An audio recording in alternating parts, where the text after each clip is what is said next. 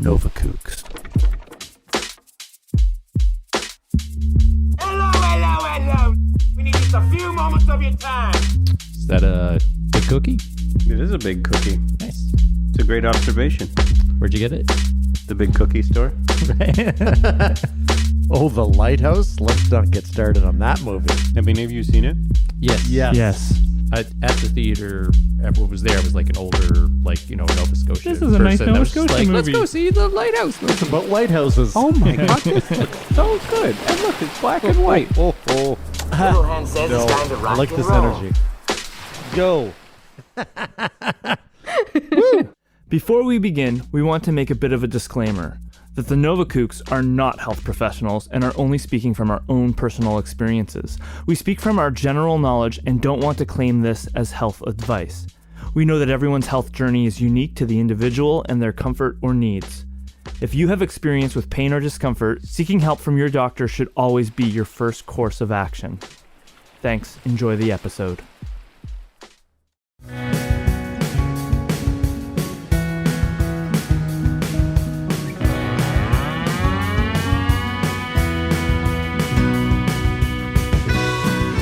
Hello. Welcome, listener. You're listening to Nova Kooks. We are four East Coast surfers that don't take ourselves too seriously when it comes to surfing or other things, hence our name, the Nova Kooks.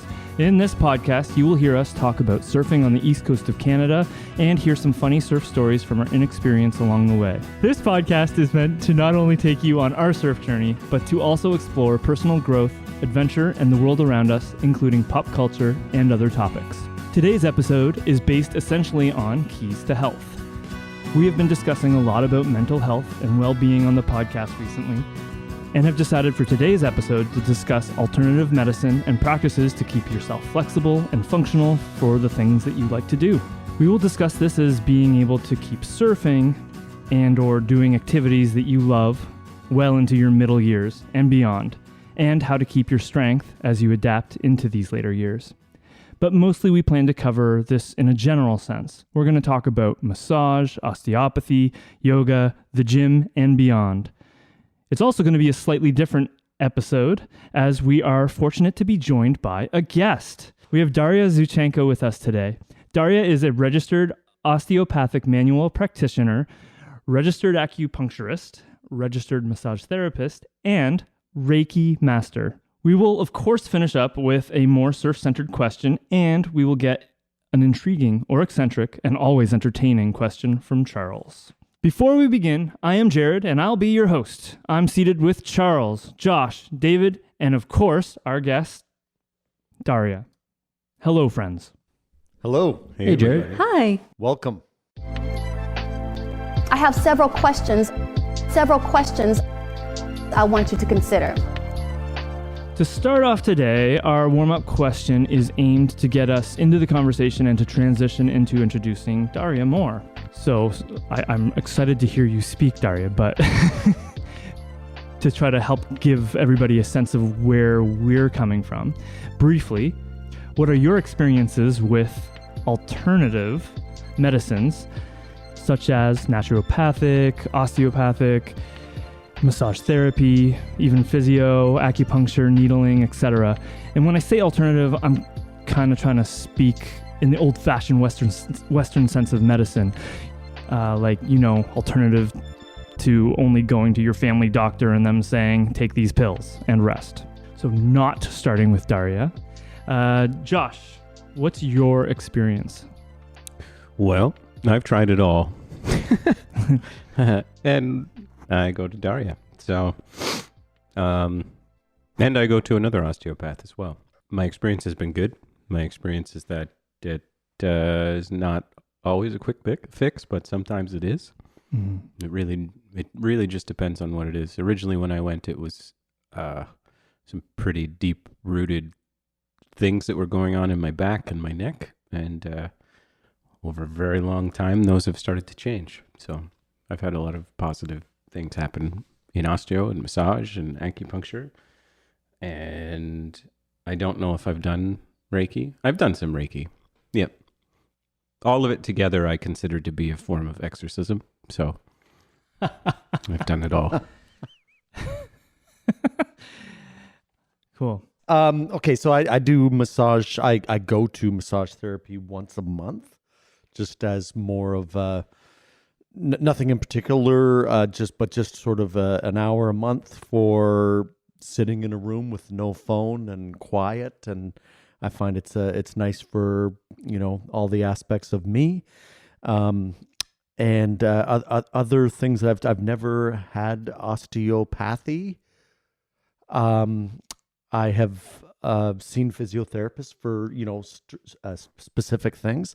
I've had active release therapy on an Achilles tendon from running, and that was very new to me and very painful, and also in my experience really helped me a lot with that. And with that, they did some sort of needling that they attached an electrode to that was new to me, but was a wonderful experience. So that's probably my the bulk of my experiences there. Yeah. Charles. Sure. So I guess primarily through like physiotherapy, I would have had an issue with my right foot about 10 years ago. It was like posterior tendonitis. So there was a lot of pain in my foot. So I was able to work through that and with my orthotics as well. And then a couple of years ago, kind of some lower back leg issues. So I was once again seeing a physiotherapist and had some needling done to help release and improve that. But one thing about me is that I am incredibly ticklish. So like getting a massage where most people are like, oh yes, massage, good, I want to get one of those. They don't really agree with me, and maybe I haven't had the right massage. But I remember traveling with an old girlfriend and Cambodia, and she really wanted to do this, like I was like this seeing hand, like blind monk massage, which sounded like a really cool idea. But well, I was having it done, the massage table has like the hole in the front of it. So I was just like literally just like biting on my hand the whole time to prevent myself from laughing. So it was a very stressful experience. Okay. So that's contextualizes me. It's interesting you say that, because an experience I recently had made me aware that where I'm ticklish, the reason why I'm so sensitive is actually because I'm holding like tension there. You can probably speak to this later. I would agree that's likely where it's coming from with me. It was this weird thing that happened where I released it, and I've never felt so calm in my life. Wow, and okay, I was like, right, oh my wow. gosh. Yeah. For myself, I'd say, I mean, when I was in my 20s, I went to a couple of yoga classes, but I was kind of like dragged there. I was going to play the game with it in a relationship, so I didn't really get it. My mind wasn't really open to it. A guy in front of me farted, and that was enough for me. I was like, this is weird. I wasn't mature enough, maybe, I don't know. But I had a couple, I'd say about a decade ago, I had finally had it with a back injury from skimboarding. Actually, Josh, you were with me. I involuntarily did the splits, and it really messed up my lower back. And I kind of realized later that I was carrying it, and it was just moving around in different places on my back. So I started going on the hunt to try to figure out what to do. And I went to a chiropractor. I went to a physiotherapist. And then I landed with an osteopath, and she cured me with her witchcraft, and I thought it was amazing. And I've been, praising osteopathy ever since. But I've also seen physiotherapists since, because my osteopath has really made me realize that, if there's things that she couldn't do and for me, and I should try this person who's had more success and more experience. And it's really neat, that whole world, the naturopathic world of medicine, and how they share and they want to just get you better. And I've always really enjoyed that. And lately I've been on quite a journey, because I've really damaged my feet from running, and it's sent me. I'm currently going to physio every week and osteopathy every 2 weeks. And it's getting better. I'm running further and further every day, thanks to this stuff. And speaking of this stuff, I'd like to introduce our guest. Oh, hi. Wait a minute. Who are you?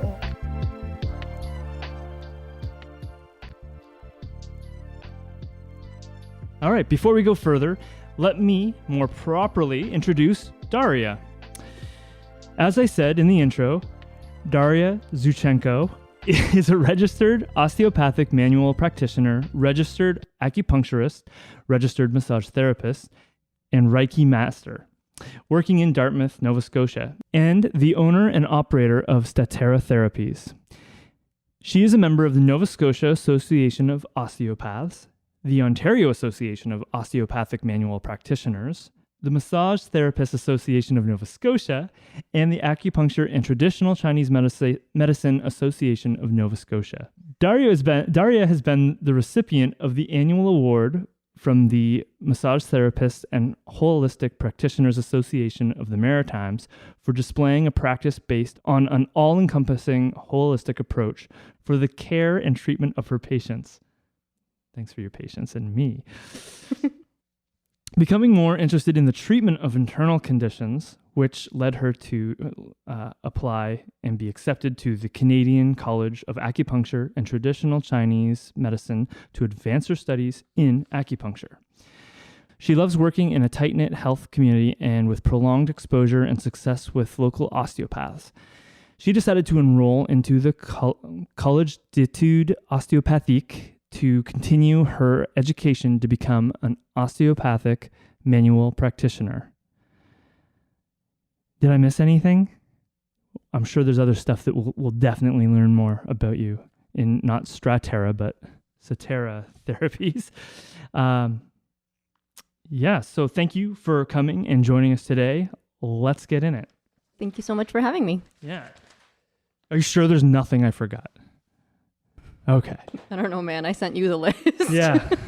So I kind of spoke for you in that opening question about experiences with natural medicines and alternative medicines. But just to start, I know we're not going to do this in an interview way. You're just going to join us as we all learn and discover and chat about health and flexibility and everything.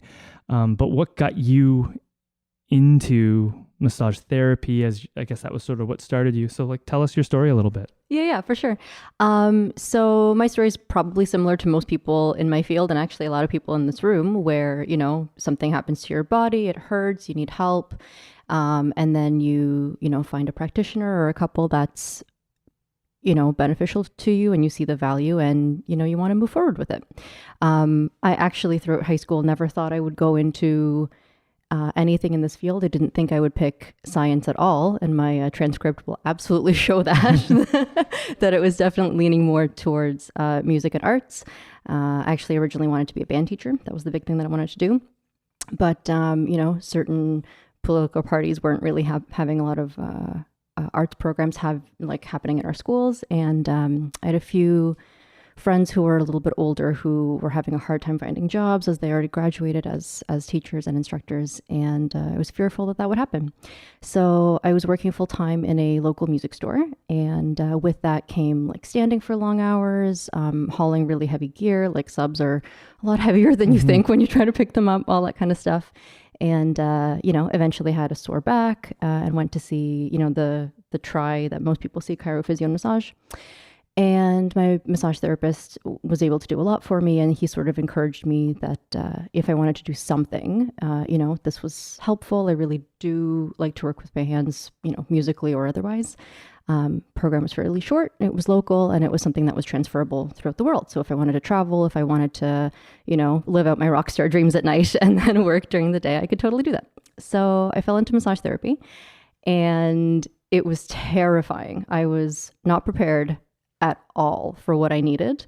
I don't even know how I got in, but I got in, and it was the absolute hardest program that we had to do. I think our passing grade was, 70 or 75, and you just got failed out of the school if you didn't continue.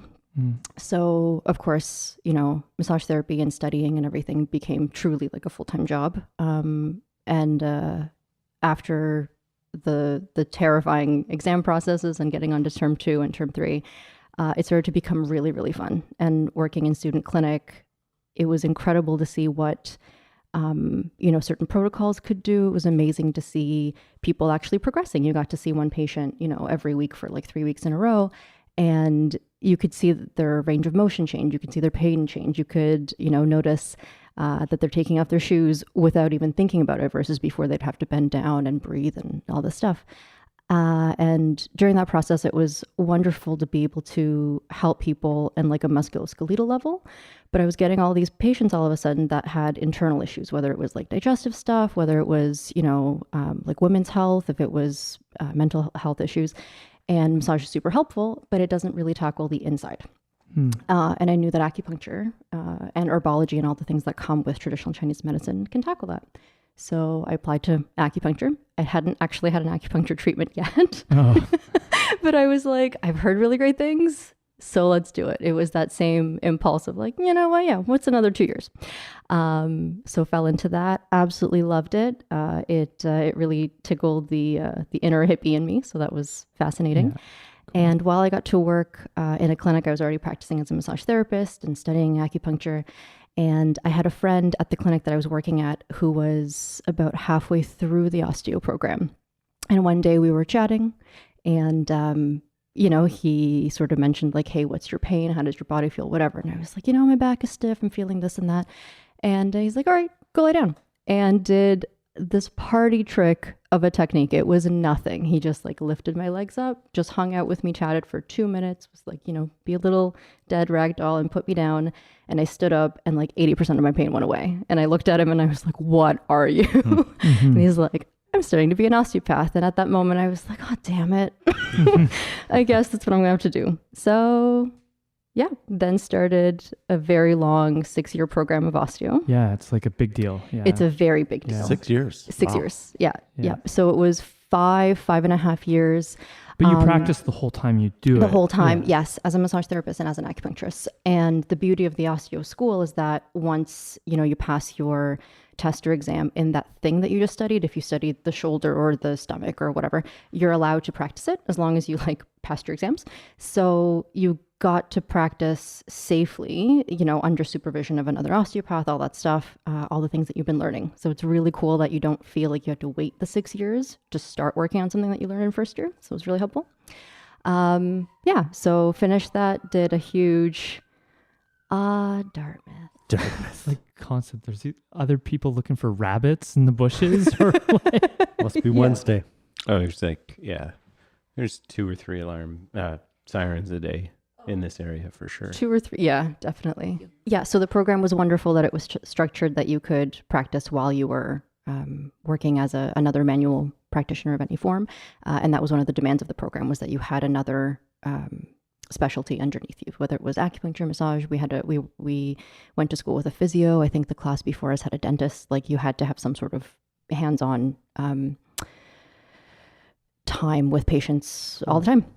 So it was super cool. Finished the program, wrote a big giant scary paper, defended it, everything went through, and then had my grad December. So just a few months ago.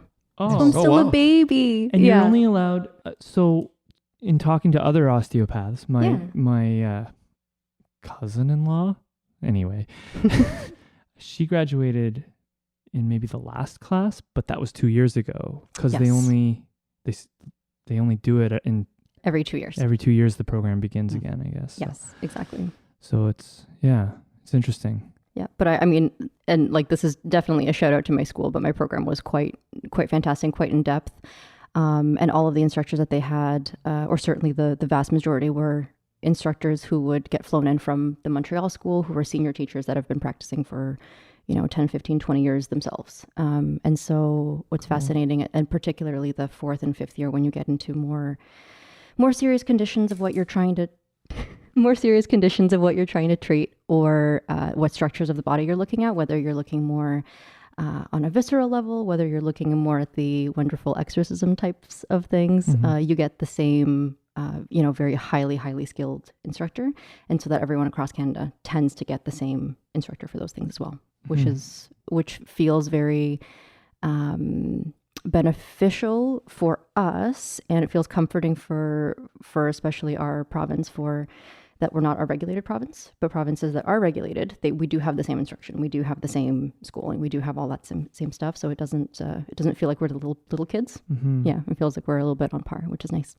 Where's the school here? They rent out a room out of Dalhousie University or out of the Student Union building. Very cool. Yeah. Yeah. So the college is technically based out of Montreal, and they have several campuses in, I think, Victoria, Winnipeg, Toronto, Montreal, here, Zurich, I think.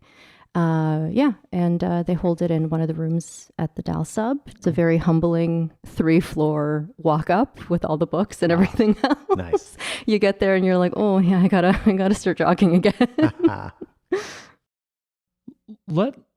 If it's okay, let's talk about osteopathy quickly, or as informatively as we can, because sure. It really, like, when I first went to an osteopath, I didn't understand, and I had only a little bit of experience with massage therapy, but I felt my first time, she's like, oh, we're just gonna release the fascia, and I'm like, right, fascia, what? I didn't understand, and that, even to me at that point, that was a very basic way to explain it, because it's not just that. And since then, I've had so many different things done to me, like by osteopaths, that have really like freed up my flexibility, my movement, but also like has cured some stress that I've been carrying around, not just physically, but mentally.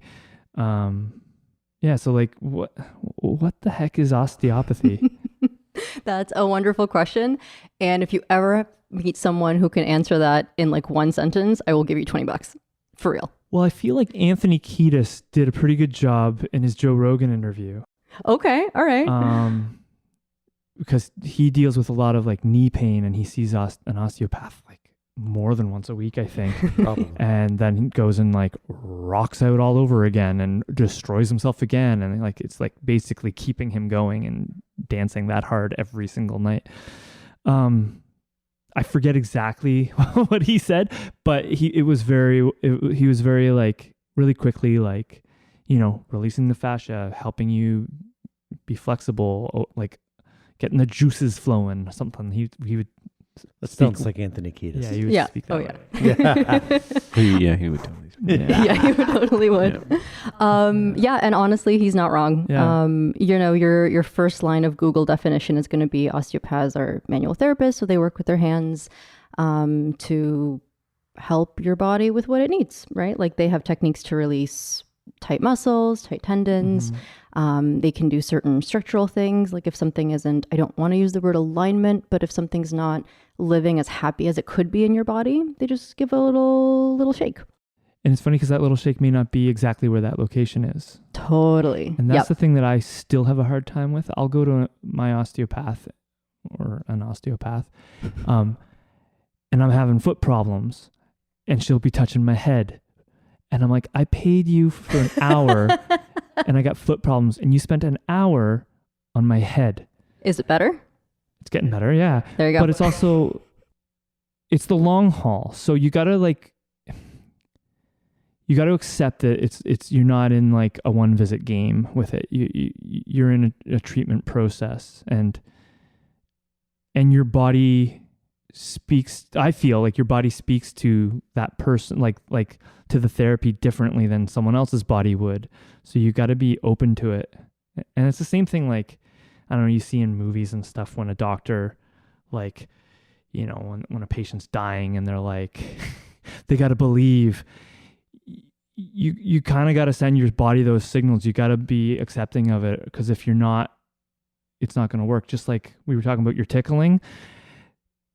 My osteopath was like touching this part of my back that I'm typically very ticklish and sensitive in. My osteopath was tickling me as part of our She treatment. was, yeah, when she was assessing me, and then she told me to just try to like just breathe in that area while she was touching my head, and it was like magic, because by the end of it, I wasn't ticklish anymore. I was so relaxed in that spot, and it just made me realize how crazy amounts of stress I was carrying in that one area, and I had no idea. And I like was instantly more flexible because of it too. Yeah, it's also funny because every osteopath I talk to is like totally like laughs at how it is kind of like witchcraft, and I love that. Yeah. Oh, absolutely. So going back to sort of your first question, where like we did sort of talk about loosely what it is, and then kind of your experience with, you came in for a foot thing and then being treated by the head. There's 5 major principles that an osteo will work by, but 2 main ones that are like perfect for this conversation. One is that you look for the health. So it's very easy to find something that's wrong, right? Mm-hmm. Like it's very easy to be like, my knee hurts. My knee is the problem. And very likely what an osteopath will do is they'll look at the knee and go, the kneecap is fine. The meniscus is fine. The joints are fine, the whatever. But the femur right on top of the knee, something's not happy with it. And you just kind of follow to what is taking up the most amount of energy, blood flow, if you want to call it like spirit energy, what am I trying to say? Whatever's taking up the most like nutrition and focus from your body, that's probably the thing that's not helping your knee express its happiness, right? So the first thing that we want to do is go, okay, what state is this body in?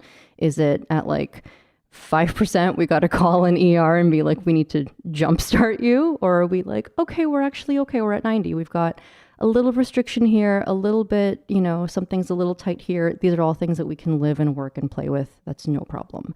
And if there's one major thing that's like, this is just straight up out, right? Like if someone fell down and really, really, hurt their tailbone, or if they have a concussion or some sort of big internal systemic thing like a cancer or whatever, and by no means do we treat that, but we look at it and go, okay, this is where you need help.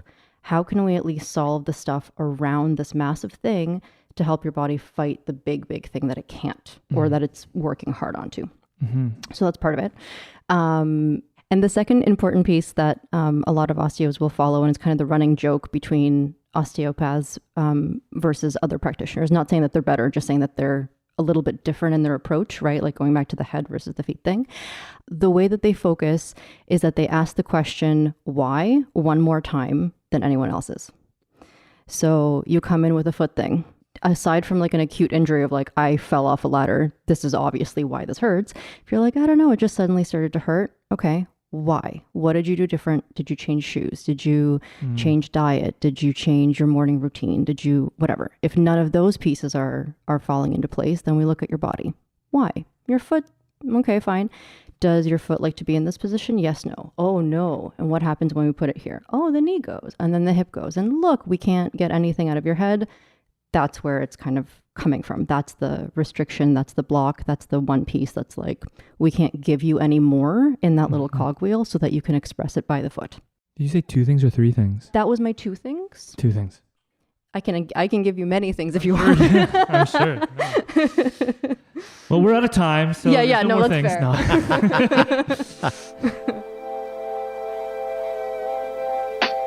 No. Next, please. Is it okay to talk a little bit about, I'm a little bit confused because I feel like osteopathy, I know that in the States, osteopathy is something that like any doctor can go do as well. And I know that a neighbor of an 80-year-old guy I know, a retired doctor, is also an osteopath. And that is kind of contrary to like how I've understood osteopathy, in the way that when I hear him talk about it, it doesn't make sense to me. So could you talk about maybe the difference of how the States do it? Is that okay? Yeah, totally. Just for quickly to understand. Yeah, absolutely.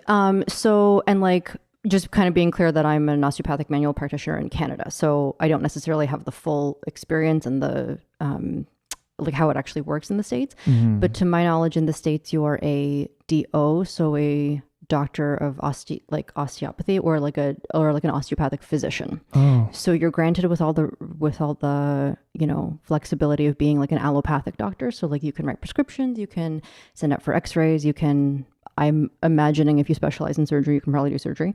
But they go through a lot of other training, however many years in an osteopathic school, to also do manual hands-on work.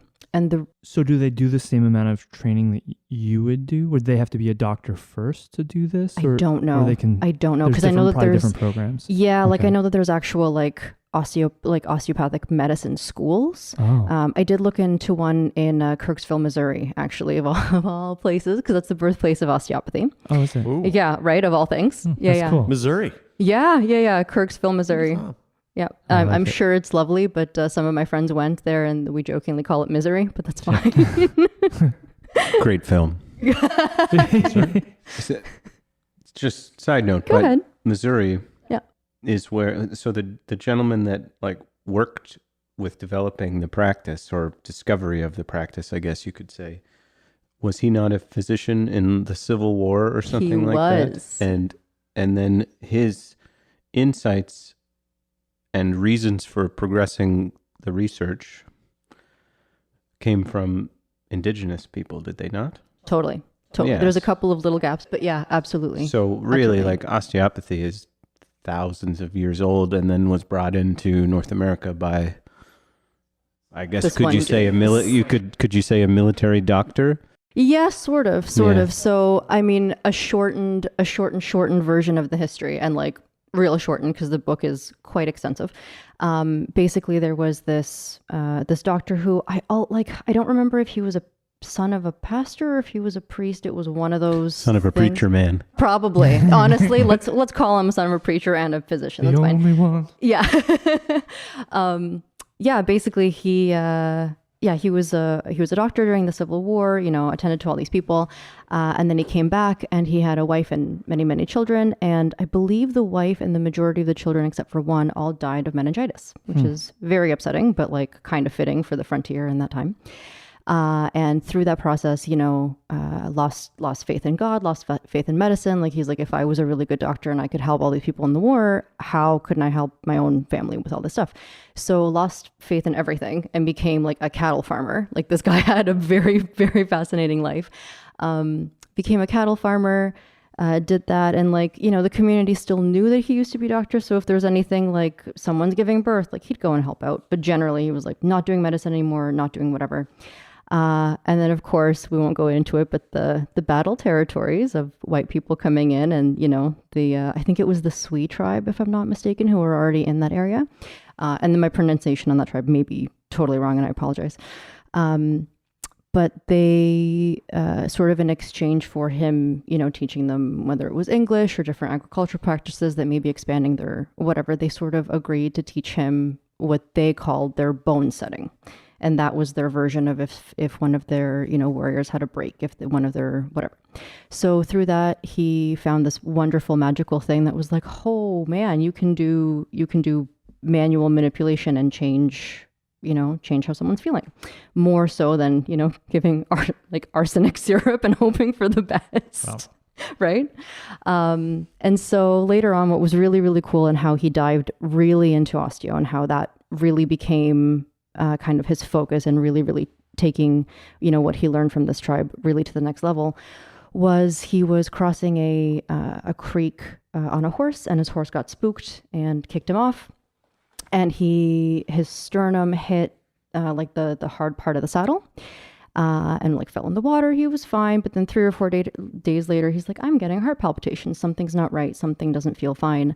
And of course, nothing was really working. And then 3 or 4 months later, he was playing cricket with a bunch of friends and felt like a muscle knot in that, like when you're sitting at a desk and that's like that under the shoulder and you just want to scream. So it was that. So he was rolling out on a cricket ball, breathed in some wonderful way, and he felt that vertebrae kind of crack and pop. And he was like, okay, well, this is fine. I can move, whatever.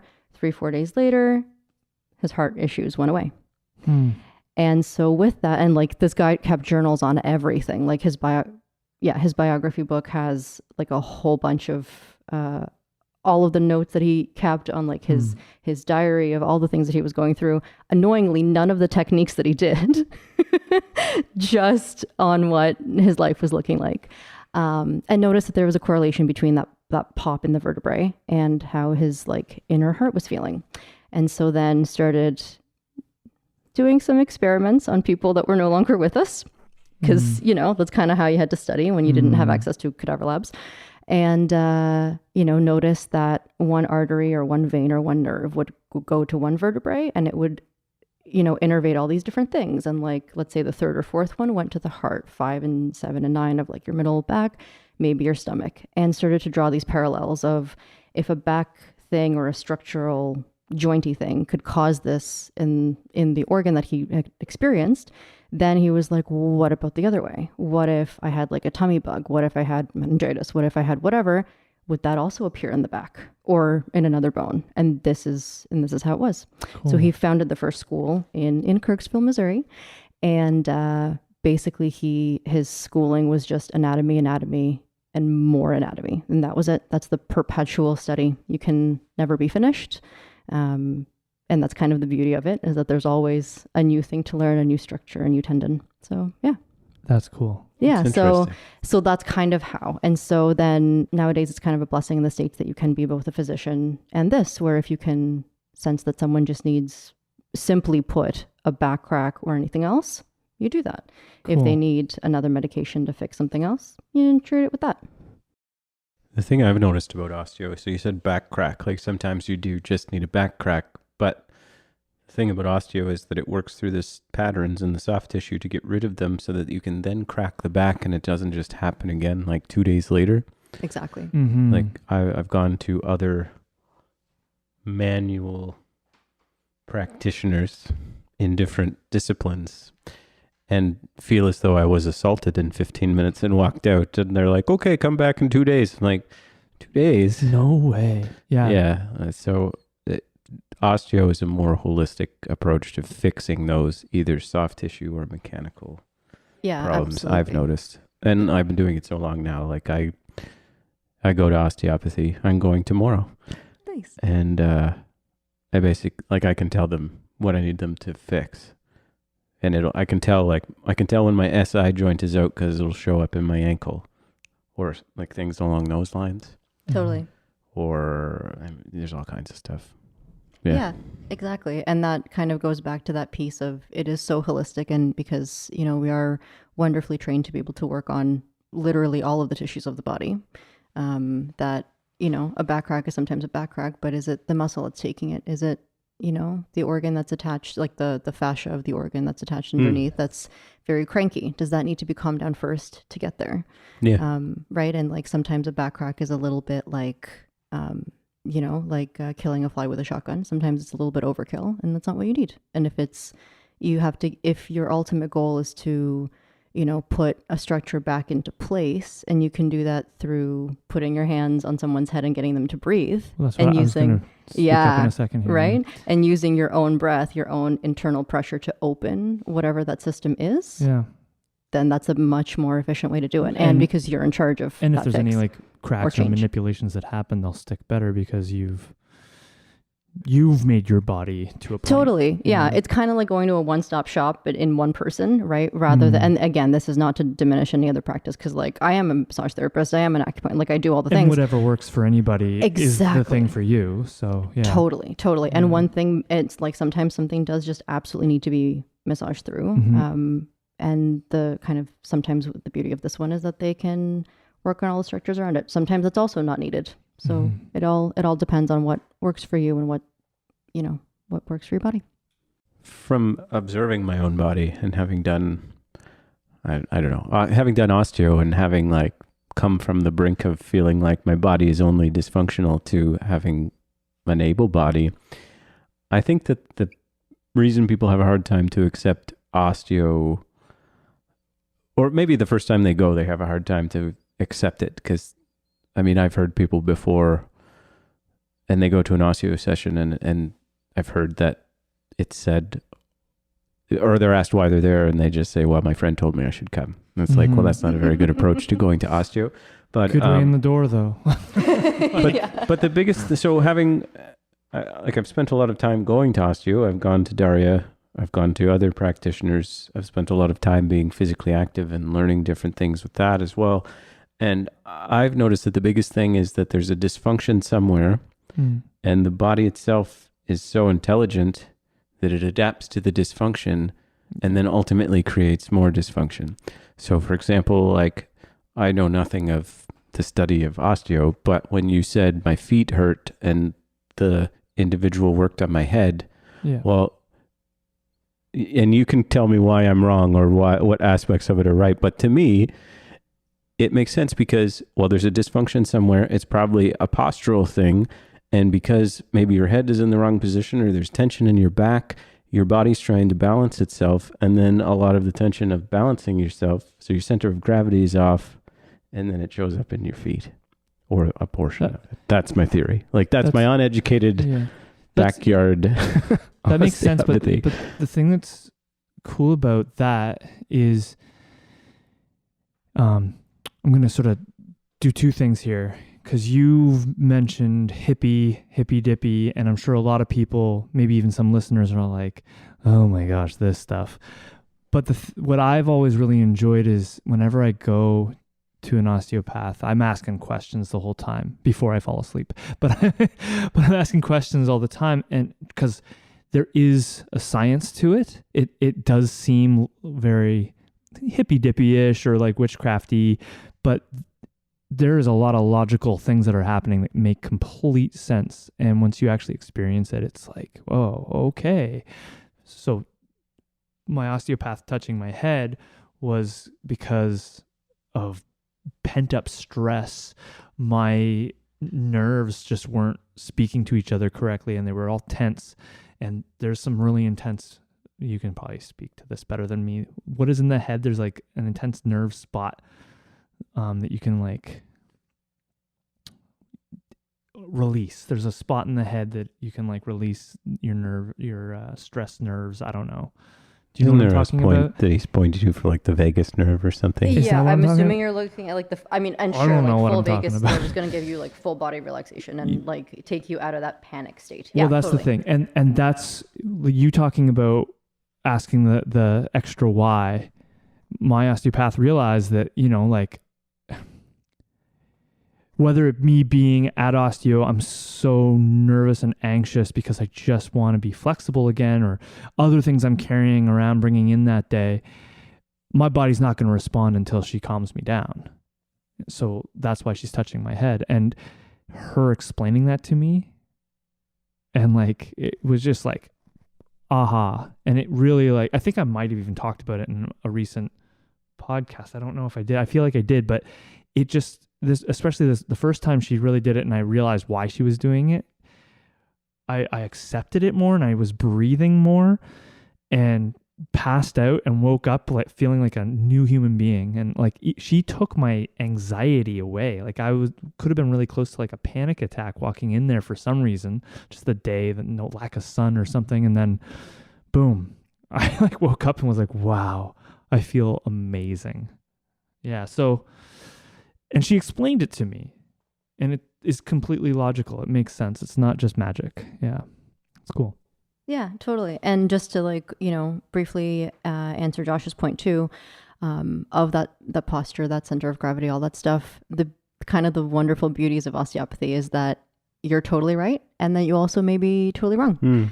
It's so different for every single person that's in front of you, right? Like, you can have 5 different people with the same quote unquote diagnosed thing of like plantar fasciitis. And for one person, it's totally a postural thing. It's absolutely, they're slouching at a desk all day. They're putting more pressure on their neck. Their lower back is kind of trying to compensate for whatever. And it shows up in the feet.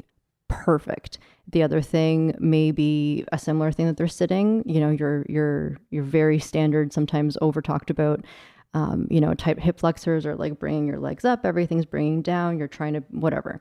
Absolutely. Sometimes it can, come from if someone's got a kidney stone in their body and everything's super inflamed in the abdomen, you're not breathing well, you can't send as much, blood flow through all your nerves your blood vessels and everything else in your arteries all the way down to your feet. They're tightening up because they want to be kind of pumping and moving. There you go. And that's the cool thing, is that you just put your hands on a body and go, what do you need? And it tells you. As you're saying that, it's making me think of like when you can't hear what your own body's telling you, you can pay somebody else to hear it for you. I love that. Yeah, as you said that, Yeah. I was thinking about how terrible I am at listening to my body in that way. I remember a doctor, like a general practitioner, said to me, he's a friend of ours, and he said this thing that stuck with me, and he's like, it's just all about listening to your body. And I'm like, I'm terrible at that. Even when I'm like done a session with like physio or osteo or whatever, they're like, how do you feel? And I'm like, I don't feel any, I don't know. It takes me like days to like realize that something worked. I'm terrible at listening to my body. It's sometimes a little the absence of the problem that makes you realize how you're feeling. Sometimes, like if you're sitting in it for so long, you're like, oh, it always hurts, or it's always tense, or it's always whatever. And then you go and do that motion, you're like, oh my God, I'm fine. Yeah. Yeah. With that exact same thing, there's a wonderful, I think it's like a Cherokee, proverb. That's if you listen to your body when it whispers, you don't have to answer it when it screams. And that's exactly that piece. I like that. I like that one. That's a good one. Yeah. I don't like it when it screams. Yeah, no.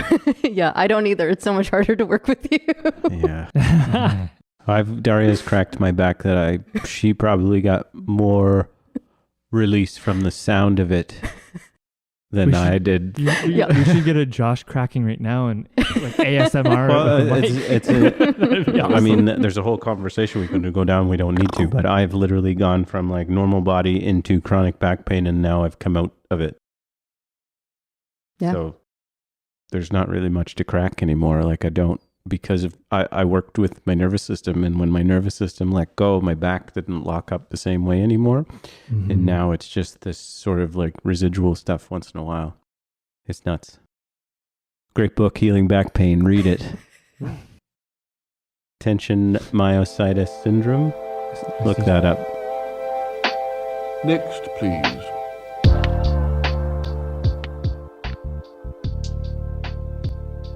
So if someone comes to your practice, and obviously from the long list of accomplishments you've had, do they come and see you as an osteopath? Do they come to see you and then you can kind of draw from your many bags of knowledge and kind of put it together? Is there like a finite, right now we're doing osteopathy and come back in a week and we'll do massage therapy? How does that work? Like how do you dip in and out, or is that holistic and I'm just ignorant? No, not at all. And you know I think what that's, yeah, absolutely. And I think that's such a beautiful question. So I'm going to give you the most annoying, like legalese answer. Cool. And realistically, it's just going to be whatever the person needs, right? Like if they're coming in and like my absolute favorite people are the ones that come in and go, this thing is a whole bunch of messed up. Do whatever you can to work with it. And I'm like, great. And I'll assess it in all of the ways. I'll look at it from an acupuncture perspective. I look at it from a massage perspective. I look at it in an osteo perspective. And if nothing's jumping out, we try one thing, whatever they're super down with, right? Like sometimes people are like, I don't want you to stab me today. That's completely fair. I will not put needles into you. So that's maybe the day that we do more hands-on stuff. You know, sometimes people have, a hesitation about your classic back crack, or they don't like adjustments or something in their physiology is like, we don't like this done to us. That's really fair. We have millions of techniques to choose from. And that's kind of the wonderful, place that I'm in, that I can kind of figure out what we can work with, of course, based on the person's comfort level, based on what they're responding with, right? Like just because my brain is like, oh, I think it's this, I want to treat this, and their body's giving me nothing, and then I switch to something that for me, I'm like, but this is secondary, it doesn't whatever, and their body goes, yes, this is what I need, please God, keep going. That's what we're doing. Right. Whatever is making your body go, yes, more of that forever. Do not, please continue with that thing. That is where we stick. And that's kind of to answer like the rebooking or the billing question is like, what was the thing that we did today? Okay. Did it, if I like felt around for an acupuncture point, and if I felt something that was blocked and I'm like, is acupuncture good? They're like, yeah, do it. Great. We're billing it as acu because that's what we did. Sometimes there's a little bit of a line between massage and osteo, just because particularly if you treat in a certain osteo way that's only the soft tissue, the same one that a massage therapist can do, it's a little bit of a gray area. And then you just kind of figure out what was that technique. Like if the whole time you're releasing, like a tight tendon, you're working on the fascia and the muscle. It's kind of everything. And that's also to say that a physio can do the same thing, or a chiro or whatever. So gotcha. Okay, cool. Yeah. Wait, so whatever you need. Is there a big difference between chiropractic? Chiropractic. Nicely done, Jared. Yeah, you got it. And chiropractic. Chiropractic. Chiropractic. Or is there more similarities? Like, this is an ignorant question. Is it the same? Is it different? How is it different? They have a lot of interrelationship with each other. Okay. And again, it comes down to your human, right? It comes down to your human and your practitioner. Lots of practitioners get along super, super well. I have several chiros that I refer to because they're fantastic. And while we can do a lot of the same techniques in terms of like mobilization of a joint, they can do a lot of things that an osteopath isn't allowed to. Like they can do high grade, high velocity things. I'm not allowed to put a whole bunch of force onto stuff. So I'll line up something, a structure of whatever kind, get you to breathe. And if it wants to go and it's going to go with like no effort on myself or on the individual, great. It was going to go anyway. It's, if you've ever gotten up from standing from sitting for too long and your like hip or head has been in one weird position, and you all of a sudden have that like wonderful release. You're like, oh, I can move. That's roughly the amount of effort that I put in. Gotcha. If there's a huge force, if there's like a very, very big impulse into the body, that's out of my territory. And sometimes that's what people need, especially if there's been a traumatic injury, right? I treat a lot of hockey players and a lot of people in jiu-jitsu. And let me tell you, there's only so much that a soft tissue will do. Sometimes it needs to be just put home. Gotcha. Yeah. Cool. And I'm not the person for that. But I'll do my best. Or you refer them to yeah, of course. Your analysis, it's all about what's best for the body, and it sounds like what you're saying is sometimes chiro's right for that person's body, or maybe it's not, or totally. Yeah. Chiropractory. Yeah, and I see a chiropractor myself too, and I've been very lucky that throughout studying everything, I've gotten really good body awareness because. For 10 years of schooling, you're touched for 10 years all of the time forever. That you're really good at knowing what structure or what thing is kind of off. And sometimes I know this is not anything that can be worked at in that way. Like sometimes things just need to be put where they belong. Yeah. To not put in the episode, or maybe two. We'll see. There's this one chiropractor I see online, and it keeps popping up, and it's because my phone is totally listening to me talk about stuff like this a lot. But he's got hammers and spikes, big black spikes that he's putting into people and cracking and banging them. And these are you'll see him always manipulating ultimate fighters. What are they called? UFC fighters and stuff. Mixed martial artists. And they're all a mess. And he'll fix their frozen shoulder, or so it seems on video, and it just sounds so intense. Is that real? Why are we hitting people's soft tissues with hammers? That seems so wrong. Am I? No, you're totally fair. As for is it real? Is it legit? Does it work? I don't know. And I guess it also depends on. Is it all just on video?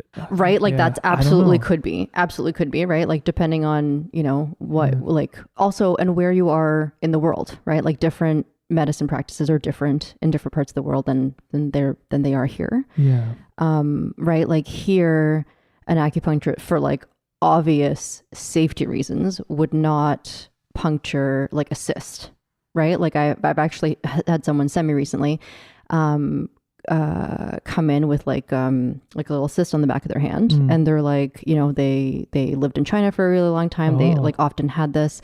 and they would just see many acupuncturists in China because that tends to be like one of their big primary forms of medicine still, which is amazing. And they're like, yeah, just like, stick a needle in there, pop it, we'll be done. And I was like, because what if something inside is not happy? I don't want any of that in your system. I obviously don't want that on my conscience or or anywhere else. But there's like certain things in acupuncture here that we, and I understand that acupuncture is different than the video that you're talking about, but here we're restricted to more or less only needling at like external points. But if you go to China, they'll absolutely do like inner mouth. Absolutely. Whoa. That's like a typical normal thing to do. Right. Which is very foreign for our culture. Yeah. But it may be common there. And so, depending on where you are, what access you have to actual, to different types of medicine, to different types of diagnostic criteria, who's to say? And like, I wonder how much dysfunction or pain that individual's in, right? Like we've all done crazy things when we're really, really sore.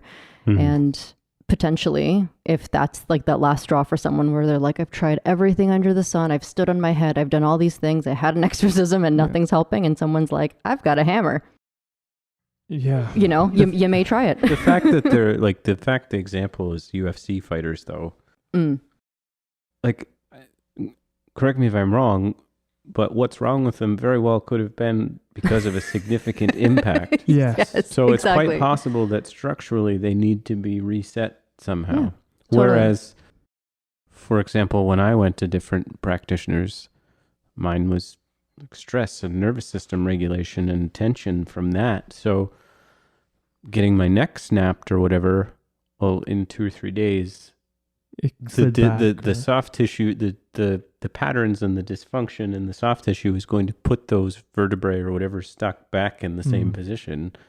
So I guess it's like you said, the body, like it wasn't for me, but it might be for somebody like that. The UFC guy, because they're getting rocked so hard. Yeah. Because I also see like tennis players seem to get a lot of chiropractic work, and skiing too. I see a lot of skiers there. Well, with skiing, you often have falling, right? Yeah. But even tennis, like high velocity, like you're pulling joints apart. Probably you do have to put them back together. Or baseball pitchers. Yeah, totally.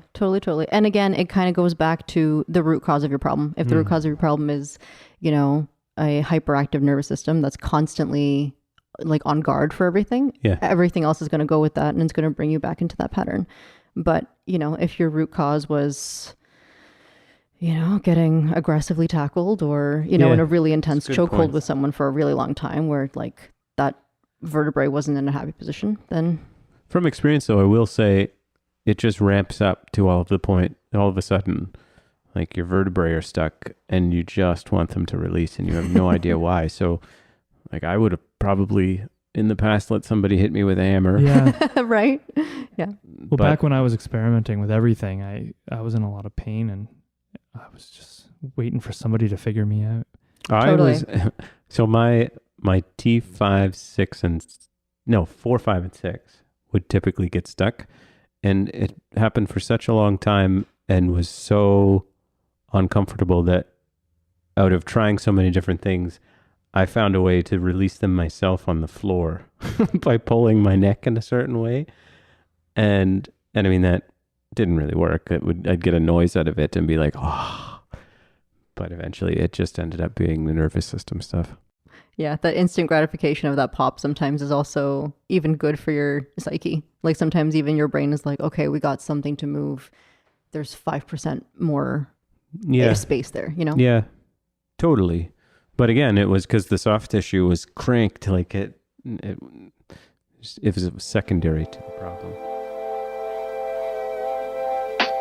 Next, please. I have a direction I want to go. But first, could you explain to me acupuncture to my knowledge base? I'm just kind of trying to understand. Dave sort of talked about had needles with electrodes hooked up to machines. And I've been having needling done to me with the electrodes, but also just sort of like the flossing technique today, actually. Is that a form of acupuncture? Does it enter that world? Are you allowed to be? Explain it. Yeah. I don't understand. So When an acupuncturist, or specifically, I should say, a traditional Chinese medicine trained acupuncturist, not like a physiotherapy, chiropractor, other modality trained acupuncturist. Realistically, we more work with like the energy flow in a body and whether or not you want to look at that from like a neurological point of is there enough nerve firing from the beginning to the end, if there's enough blood flow, if you actually want to go through the wonderful Eastern version and call it qi, like whatever. Essentially, it always boils down to, is there too much or is there too little? And what do we do to balance it? So it's different. It is different. Now, that actual like stimulation, whether with the electrode or like with a hand, if you're doing it that way, whether you're like flossing it through the tissue or through the skin, we can totally do that. We just call it like high manipulation or high stimulation, basically. Okay. But our points would always be the same. We would just look at it differently. Yeah. So we would needle where like that meridian line is, more so typically than acutely where the nerve a is tight muscle. Yeah. I'll say it's working for me, but sweet, that's awesome. Post workout, yeah. What was your workout? He has me doing like high intensity. Like he's got all the bells and whistles, like these super machines that like he seatbelts me into these machines, and I'll do a lot of like lower body stuff. Where he's got me like harnessed so I'm not using like my back muscles so that he's able to build other muscles. And yeah, he's got a whole circuit for me and he wears me out and then sticks needles in my back, my lower back. And it's pretty intense and very effective. That's awesome. Yeah. That's great. When I leave, I tell him he's a real pain in the That's perfect. You're supposed to. Absolutely. Yeah. I'm like, you haven't heard this before. I know it. I say it every time and he's like, yep, good one. Yeah. Like, I bet he gets that one and you're a real pain in the neck like 5 times a day. Guaranteed. But man, he knows what he's doing. Yeah.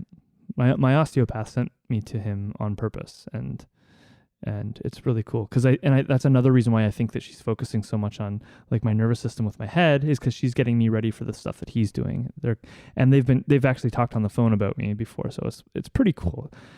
Yeah. That's awesome. And like also that's kind of a wonderful point to know that your practitioner, whoever you're seeing, whatever modality, whatever, is that they truly have your best interest at heart, right? Like if they're wanting to send you to someone else and if they're communicating to someone else and if they also know where their line is, where they're like, I don't think that I can help you anymore. I can't maybe take you further. Maybe you need to see somebody else. I want to say my experience with osteopathy, but also just like naturopathic medicine or like practitioners in general. I was seeing an osteopath for about 10 years and she said to me, I think you should go see this person because they have more experience with this. And that meant a lot to me. And it wasn't like she wasn't waving her white flag. She's like, you might come back to me. It's fine. But like, I need you to be good. And I just really appreciated that. And then I went to this other person and the first day did this manipulation or resetting situation to me. And I was like, okay, this is going to work. It's pretty cool. Next, please. In terms of like, just kind of like with your knowledge and experience, in terms of kind of preventative stuff or maintaining things, because we're all getting older and we like doing physically active things, but we also have sore backs and legs and issues like that. Is there anything just kind of like from your knowledge that you kind of recommend, like, you should kind of like focus on these things to kind of, on your day to day to kind of like help maintain what you have? I realize it's a broad question, but just throwing it out there. Yeah, totally. I guess my response is 2 things. 1, keep it moving. Whatever you care about, keep it moving. It's so true. If you don't use it, you lose it thing. I can't even tell you how true it is. But the other thing is find what's going to work for you at a small routine change, a small habit change. And then once you get that, do something else. So, if you feel like your water intake's on point and your diet's really good and your sleep's really good, but you feel like that physical piece is is not quite there, whether it's not going to the gym as often as you want, or not surfing as often as you want to, or whatever, then, like the push-up challenge or whatever, just incorporate something small into your day that you absolutely can. Mm-hmm. Or if you're like intake of water is like, I want to get much better at doing that. Make a deal with yourself that before every single cup of coffee that you drink, you're drinking 1 glass of water. Sure, it's not your 2 liters, but it's 1 more than you did before, right? And it's so easy to get 1% better every day than it is to like jump to 100. I have a follow-up question regarding that in water, because you're here, and Josh, you're here with your giant jug of water. I do have a giant jug. And like, what are, I guess it is important to hydrate and keep the body hydrated, but what are the benefits of drinking water? I know that's a very obvious question, but it's sort of like, I see your giant jug there, Josh, and I'm just like, well, I will be spending the day in the bathroom if I drink that much water. But I know that it's ideally it's important to stay very hydrated. I feel like I want to give my uneducated opinion, and I want you to give your like therapeutic professional opinion. I won't change mine after I hear yours, so you go first. No, you go first. Okay. I'm good with you going first, especially because I believe like a year ago you purchased me like a 4-liter water bottle. That's true. Which, by the way, to this day, you know I what? use. Anything she said. There you go. There you go. Yeah, it's true. My glowing skin is thank you to you, Josh. So there you go. You did. I had the same one. I've since smashed 4 of them. Well, this is my 5th one. And that is a 4-liter? No, this one is only 2. If I fill it 1.5 times, I get my 4 liters for the day. Mm-hmm. Yeah. It's a lot to keep track of. It's a lot simpler. It's better than like filling up glasses and be like, okay, I had 24 glasses today. It doesn't work. Fair enough. So I just take that thing everywhere. It's hilarious. Conversation piece everywhere I go. Causes a lot of laughs in meetings as well when I'm sitting there listening on camera and I just tip this thing up in the screen. Is there one joke that rules them all? No, usually somebody on a meeting will just start laughing, or I'll see their faces change on the video.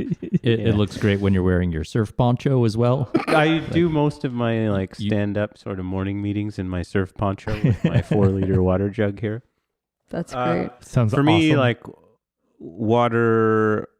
I mean, there's multiple levels. If we talk about the physical level, I think that getting that much hydration in your body, we talk about like, I talked about the dysfunction I had in my back, all of those sorts of things. To me, uneducated, but I think of a hydrated body has the ability to have like hydrated fascia, hydrated tissue, hydrated muscles. So all of that stuff, your organs are all tied together. There's fascia over top of those. Everything can move. Your digestion is working. Everything can flow. There's that piece. There's just hydration through your muscles and like, how they attach to the skeleton and all of that sort of stuff. And then even just, so that's like internal to outside, but even proper hydration, you get enough, what is it called? Synovial fluid. So your joints are more lubricated. Like, you've got more saliva.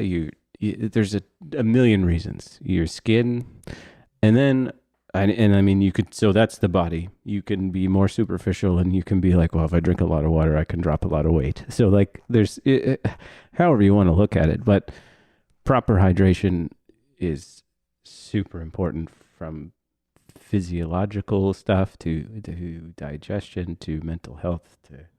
Your body also, you speaking about using the bathroom, your body learns. I don't use the bathroom that much. Yeah, your body learns after a while. Does your body like adjust, like when you're when drinking, when you're first starting, like drinking? Well, so here's what I'll say, and you can correct me. I think your body can only take 250 milliliters an hour, or 500, 250, somewhere in there. If you do.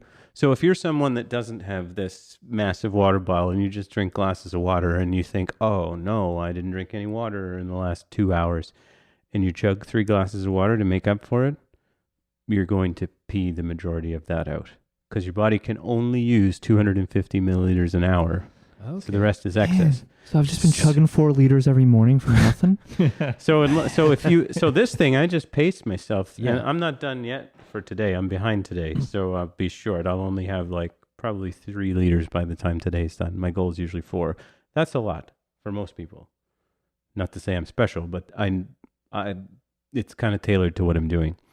And so if your pace is fine, like 4 liters takes me, I'm up at 6 o'clock and I finish 4 liters at 9 o'clock. So that's a long time. So I don't use the bathroom that much because I'm not going over the excess of 250 milliliters an hour. Okay. Right. Yeah. That's my nutshell. You tell me what is correct. 4 liters is a gallon, or is a gallon like 3.7 or something? I can't remember. That feels right. Yeah. Sorry.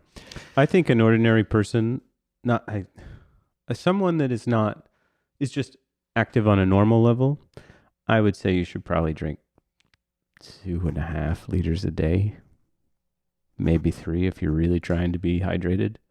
4 is getting excessive. I know people in my life that are drinking more, but then you're getting into manipulating your body to do certain things. So. Yeah, well, like I've heard that if you have, what is it, like 32 ounces or something to start your day of water, it like jumpstarts your metabolism. It's like a trick to like, yeah. If that's the first thing, cold water right away in the morning, a lot of it. Like I don't know. I don't like cold water first thing. That would upset my stomach. Except for a shower. I do take a cold shower. I'm up to 21 cold showers. I have not had a warm shower since like early March. Ever? Like no, since early March. So I did a cold shower before I came over here. Like I worked all day and was like, I definitely need to shower before I came over. So I was like nice and happy and warm. And then I was like, you know what? I'm going to pull a Josh. And I turned it all the way over.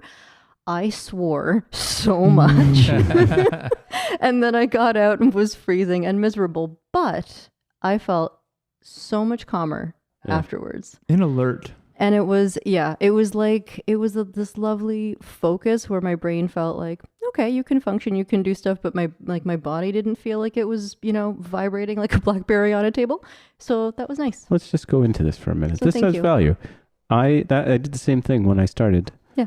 And I almost got high off of it because it brought my nervous system down so quickly that I was like, it was like a huge dopamine release. It's relaxing. Like it brings your nervous system out of the fight-flight response. So if you're stressed out, for example, you're essentially in the fight-flight response.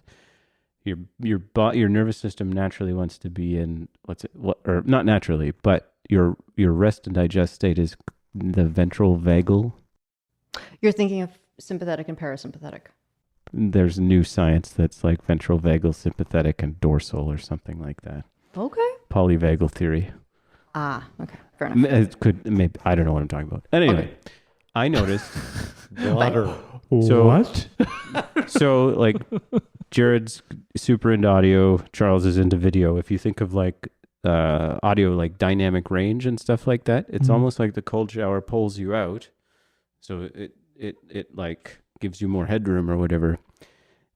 And then if you do it for a duration of time, you start to realize, oh, well, I'm not getting as elevated anymore. And all of a sudden you're creating this dynamic sort of range in your nervous system. And I've noticed since I started, I don't get that sort of high euphoric sense off of it anymore. I have a lower baseline. It's interesting. That's cool. A lot of people say that doing the cold shower, is like a cup of coffee in the morning. It like feels like that punch. That's like so. Since again, you'll see. I use my mirror as a whiteboard. You'll see I've been tracking how many I've done. Anyway, I can't drink caffeine anymore.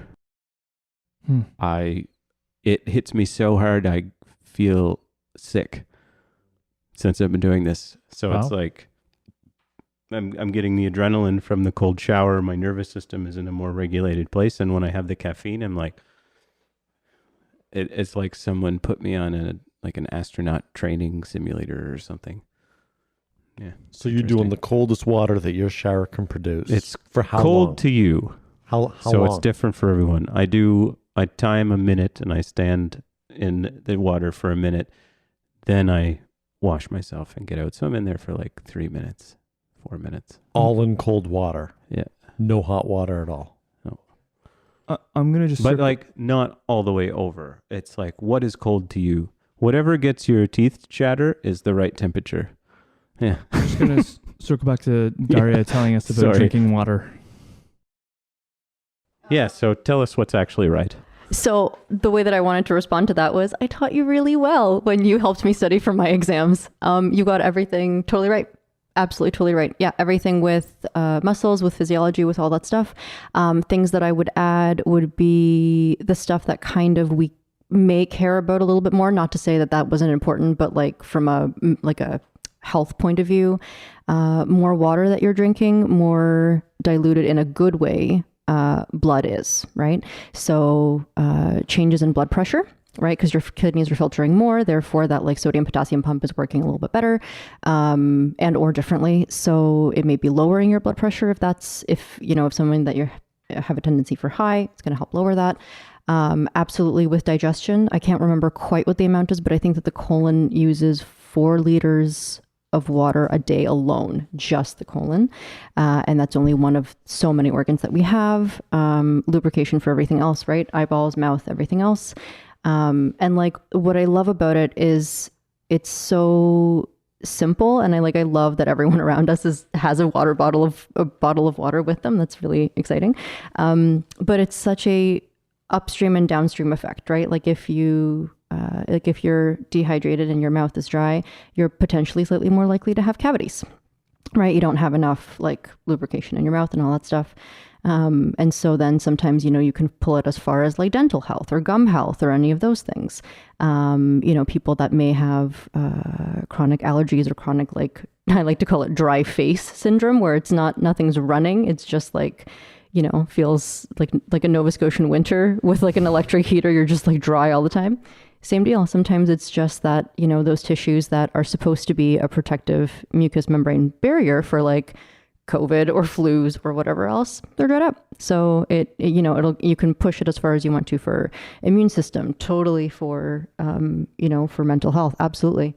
I saw this, cute little, like Instagram or TikTok video that was something along the lines of like, if you feel like you're having a bad day, like have a snack, have a nap if you can't, right? This one. Yeah. Have a glass of water. And usually by, the point of all those like 2-3 things, rest, listen to something that you like is, fun for 2-3 minutes.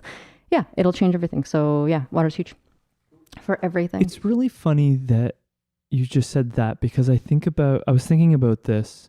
I saw somebody who had a lot of like skin blemishes, maybe like a little bit of acne, and like their hair was really thin and they looked tired. And it was on some show or something recently. And I remember being like, I feel like all that person needs is sleep, water, and to stop eating greasy food. And I feel like that could like change their everything. And I don't mean to sound judgy, but I was just from reading and stuff lately, I was like, that person needs a cup of water. Totally. And I'm not saying that water and rest and food will cure acne. I'm just saying that like it's a pretty good start. Absolutely. I'm sure that it would cut down a mass percentage of acne issues in some people. For sure. And like, obviously there's like a million different reasons. Well, you can't beat hormones and stuff too. Yeah, exactly. But yeah, like even again, going back to like fairly, basic water needs, if you have enough like suppleness in your tissues, your lymphatic system can work a little bit better. It's helping to flush out, and I don't want to overuse this word, but like the toxins, and I mean the legitimate ones that your body is actually trying to, process out of your system. Yeah. And if it can't, they'll get, clogged up. If I may, yeah, I got a couple, like 3 little pieces here that I'm probably going to forget one of them or 2 of them, but to kind of bring us into another section here. I remember somebody that I used to work with, he was having a debate with someone else that I worked with, and they were talking about she was saying, you need to drink water, and he says, that's baloney.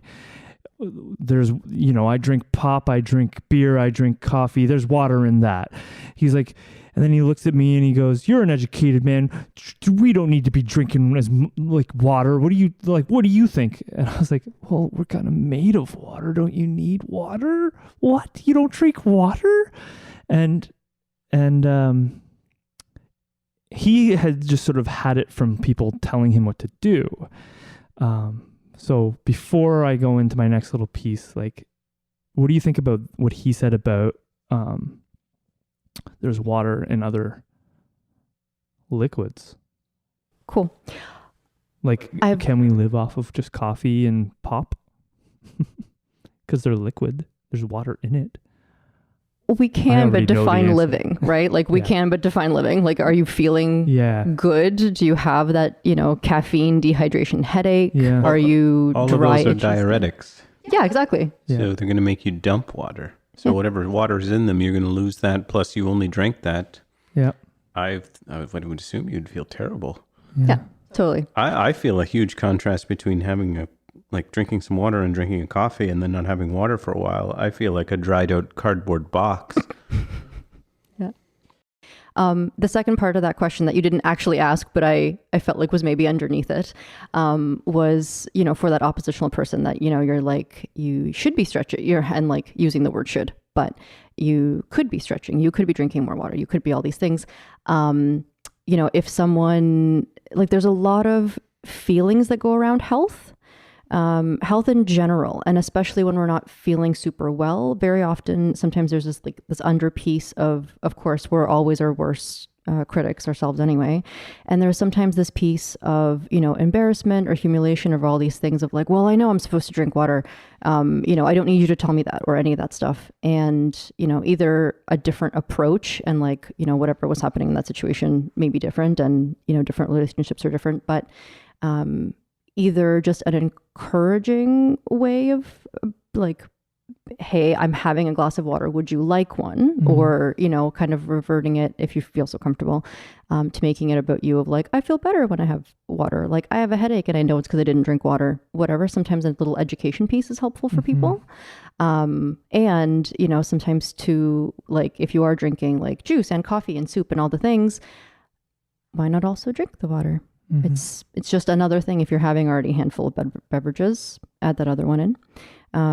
I see it often with certain types of patients who follow a lot of blogs, follow a lot of vlogs, do a lot of YouTubing for all the health. And there's like, analysis paralysis after a certain point when they're like, there's so much information.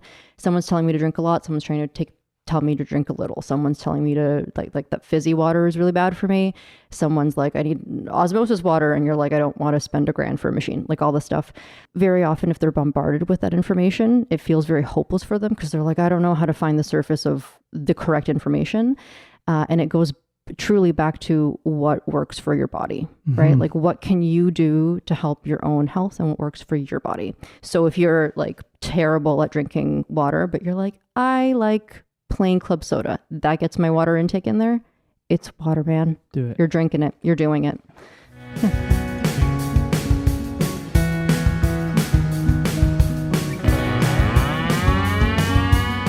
Okay, that is all for the first half of this 2-part episode. We recorded for hours with Darya, and we will pick back up where we left off next week. Thanks for listening, and be sure to follow along on Instagram and join us here next week for the rest of the Keys to Health episode with Darya Zuychenko. Thanks, and be well.